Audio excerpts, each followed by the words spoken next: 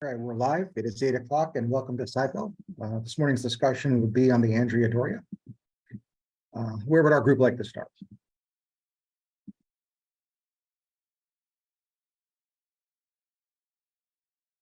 I think like the first thing that I can think of is the scene where Elaine is eating dinner with I guess like she's on a date.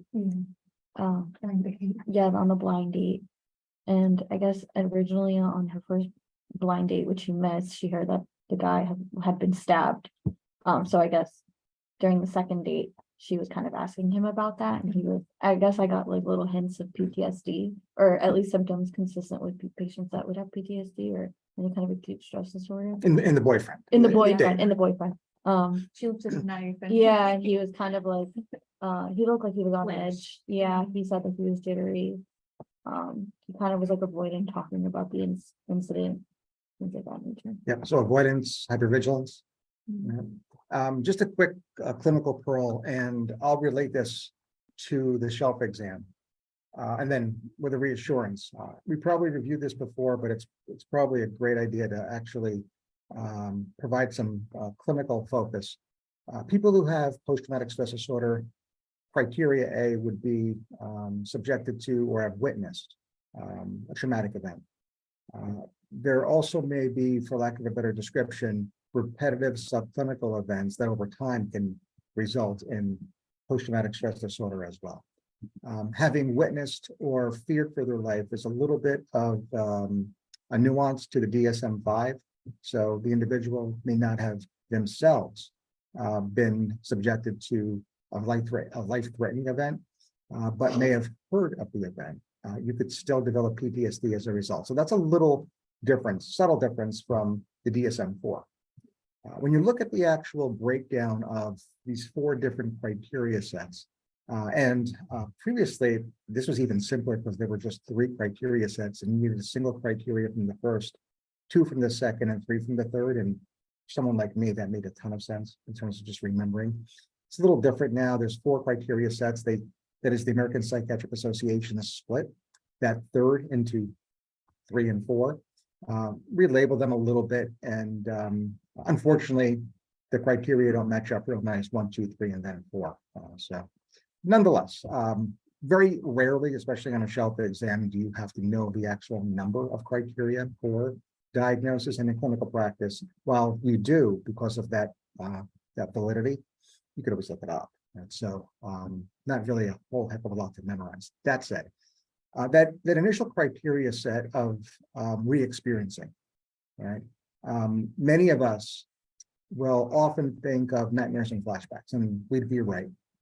But the clinical pearl, not necessarily the shelf exam, but the clinical pearl, is that your patient may not have ever experienced a nightmare or flashback, but because you only need a single criteria, you could still rule in. All right, so what are some other examples of re-experiencing criteria other than nightmares or flashbacks? Intrusive thoughts, right? Psychological distress, and physiologic hyperactivity, which of course will never be spoken by a patient. What will the patient present with if physiologic hyperactivity? Yeah. They may use the P word. They might actually say my panic is worse. And if you don't understand that they may have a history of trauma, whether it's recalled or not, you may miss PTSD if they reliably tell you, I've never had a nightmare flashback, right? So just a clinical pearl. Similar for the arousal criteria, right? Hypervigilance, which we see here, the exaggerated startup. In the absence of those, if your patient has insomnia, if they have irritability, if they have difficulty concentrating, which of course are all part of a mood constellation, depressive disorder, again, the clinician might diagnose depression instead of thinking of PTSD, right? So just as a clinical pearl. On the other hand, your shelf exam is very, very likely to incorporate at least some of the criteria that we all recall, pardon the pun, as defining post-traumatic stress disorder, including hyperarousal states, flashbacks, nightmares, hypervigilance, and the exaggerated startle. So the self exam is a reassurance that very rarely, I've never seen a question in which all of those were omitted. Those quote unquote other PTSD symptoms included, and the expectation is that you choose post-traumatic stress disorder as a single best answer. This is a chameleon. This is protean in terms of an illness. It is the psychological or psychiatric equivalent to syphilis. That's the great imitator in psychiatry. And if you inquire, and your patient says that they've never suffered a trauma, unfortunately, you can't believe them. You have to maintain that high clinical index of suspicion because, number one, especially in a new patient evaluation, they just may not trust you. If you don't have the rapport, they're not going to report a sexual trauma. Similarly, even if they felt rapport, the more severe the trauma, the less likely they are to recall it. Right. So we do inquire, but the only usefulness is when a patient tells us yes. When they tell us no, we can't use that clinically. What else with this relationship? What else with this character? He likes to point out his girlfriend's and sort of insecurities, or I think there's certain physical features that maybe they're insecure about and tries to insult them, and he's picking up the phone. I think specifically he called her a boogehead, Yeah. and she got increasingly sensitive about that as the episode went on. Yeah. And her sensitivity, I think, can be described as dysmorphia. And if Elaine were to become preoccupied with that, just as a result of that conversation, and that preoccupation rose to a level of clinical significance that it began to impair her functioning, what would be part of our differential? Yeah, right. That's the preoccupation syndrome when an individual is preoccupied with an imagined defect in appearance, spotty dysmorphic disorder. Quick question, feel free to say no. In the time since we've met, has anybody watched American Mad? Yeah. You looked it up. How crazy is that movie? Body dysmorphic disorder on steroids. What if, though, maybe due to stress, Elaine's preoccupation about her dysmorphia becomes fixed and rigid? What then? How does that broaden your differential? Well, yeah, it's more of a delusion, right? The fixed and rigid nature defines delusion, and it really separates the preoccupation from the delusion, as both are errors or deficits in thought content. Delusional disorder has multiple subtypes. What subtype would Elaine then be diagnosed with?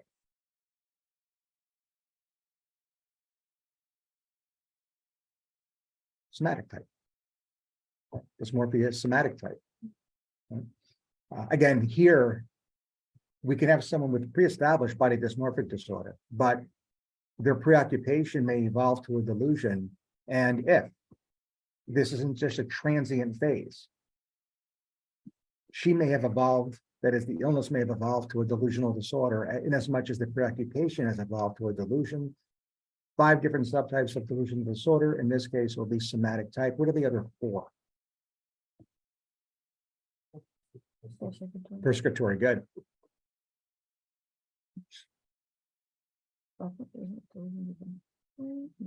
It's a type of delusion, but it's not considered a subtype. The acronym is JPEGs, right? So jealous, persecutory, erotomanic, grandiose, and then somatic. JPEGs. By the way, I'll post this on Twitter. I'll give you the URL for the journal article we wrote. This being one episode, there are 4 other episodes in Seinfeld where Elaine has a boyfriend that actually incorporates each theme. Right? So this particular episode, due to a relationship with her boyfriend, Elaine herself, somatic type, but there are 4 other boyfriends who incorporate the other themes of the remaining subtypes or themes. Anything else about Elaine here or her boyfriend? Or date? The only other thing I could, I mean, if this were repetitive, like enduring and resulted in clinically significant distress or impairment, I'm wondering what's going on with her attracted to him, given the intensity with which his ex-girlfriends interact with him. There might be something there. I don't know what that would be, but it might be something that is very unlikely to be addressed through pharmacotherapy, but certainly, I think, would call for psychotherapy. Yeah, you did mention, when she's talking with Gary, like, why did the, just talking about this, and she's saying like, he's stabbed, where, and there must be something about it. Is there a one out there?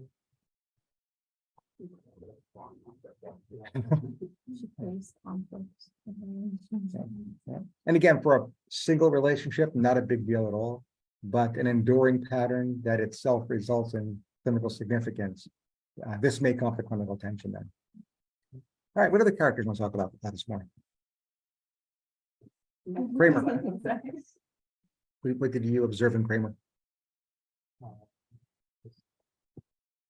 On the dog, it's at the end of the episode. What's behind that?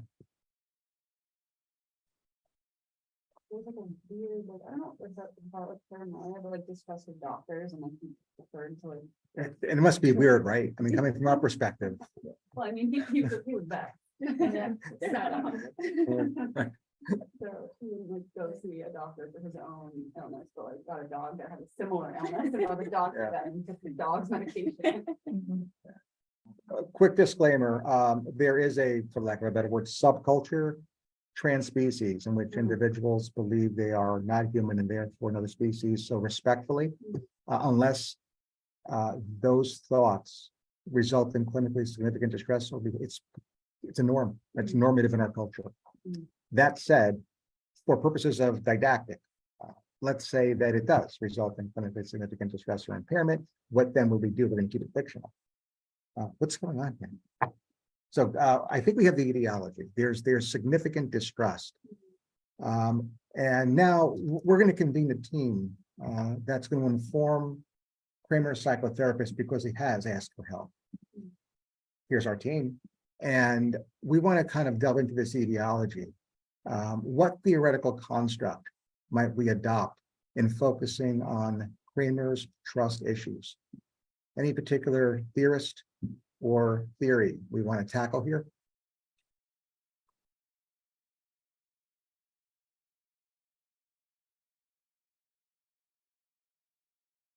Whose theory of personality development begins with basic trust? No? Yes, but he didn't name it basic trust. Oral phase, yes. So you're right. Yes. No, look it up. We'll take a second. Yeah. Yeah. Okay. Yeah. So we did get that right in the chat room. All right, so I'm getting a vibe from our group that you do not want me to ask you what the 8 stages of Erickson's psycho. You have to look it up. More importantly, what is Erickson's favorite color? Yeah, try looking that up. I dare you. I was kidding. It's not, you're not, I mean, go for it. I mean, I want to see if at this point, you're going to blow me away if you tell me to go. So we've been reviewing Erik Erikson for well over a decade, and I've asked this question for well over a decade. I'm going to go around the room and have your best guess. To date, no medical student during their clinical clerkship at RWJ Medical School has ever gotten this right, but let's go left to right, clockwise. Erickson's favorite color? Gray.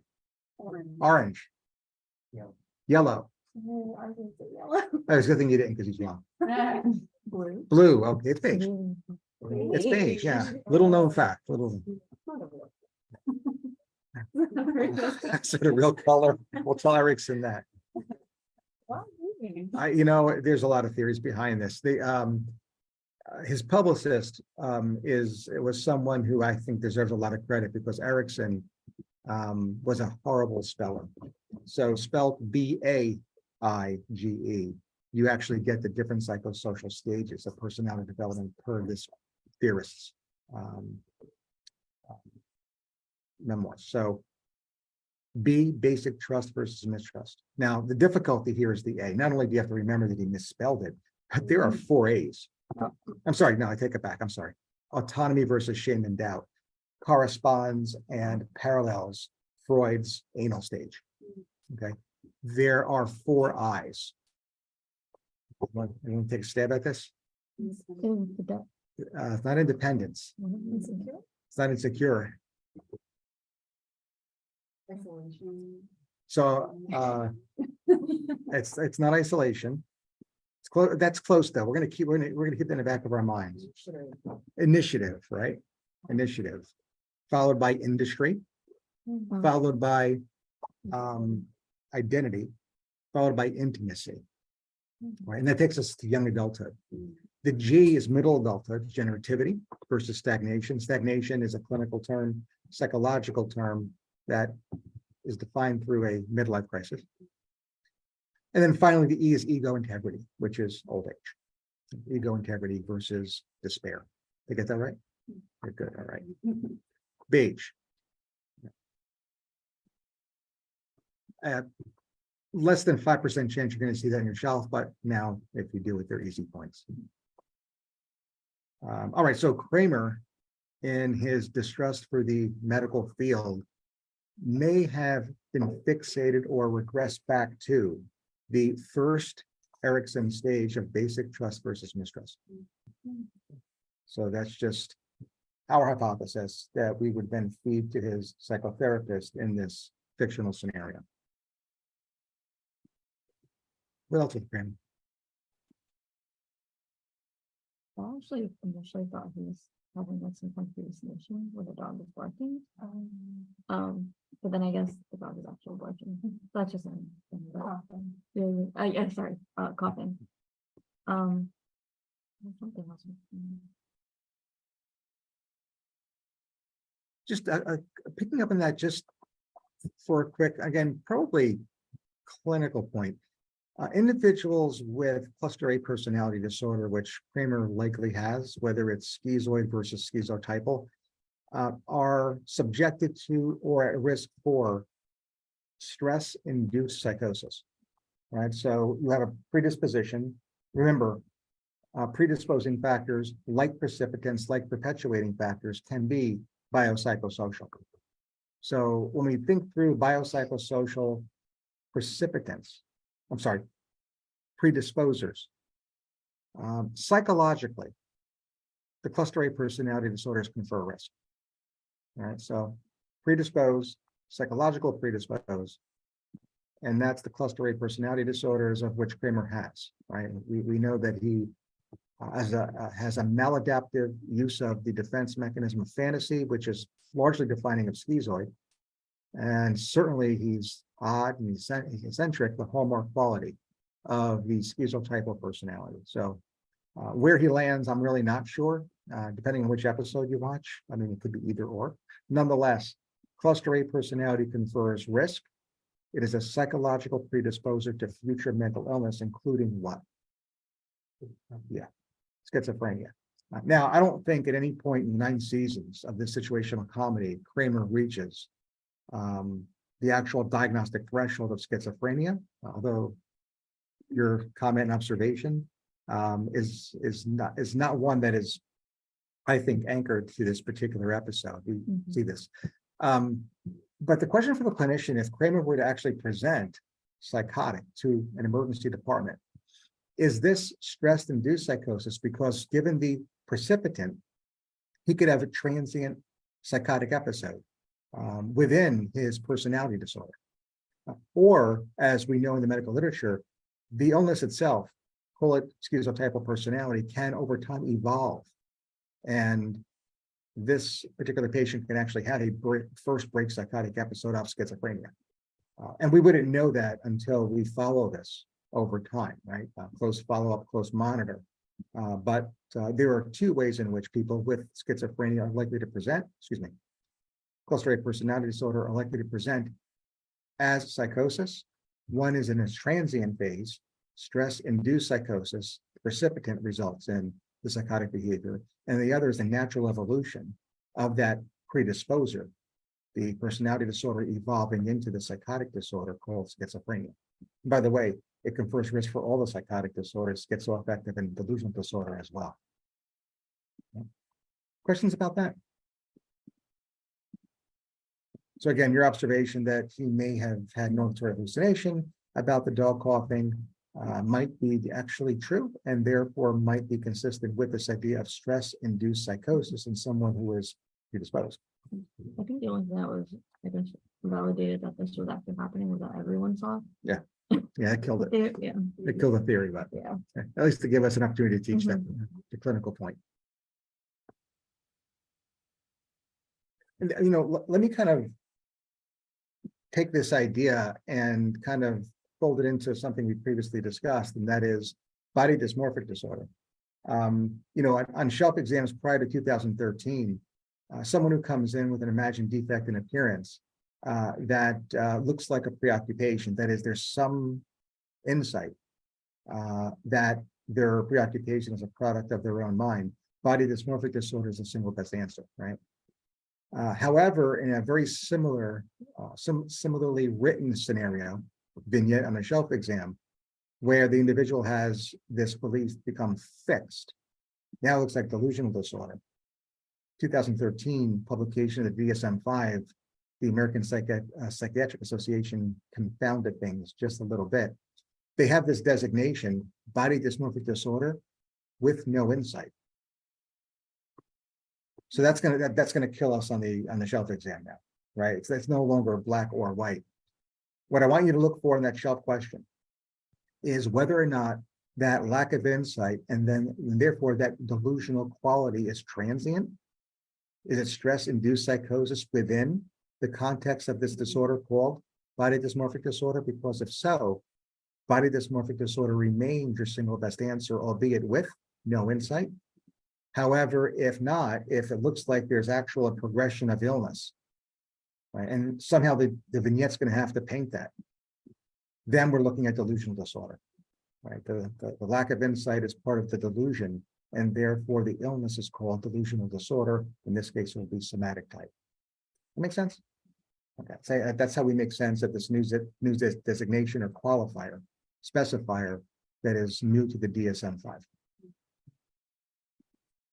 All right, we're beyond 20 minutes after the hour. We have time for one more observation. What other character you want to discuss here?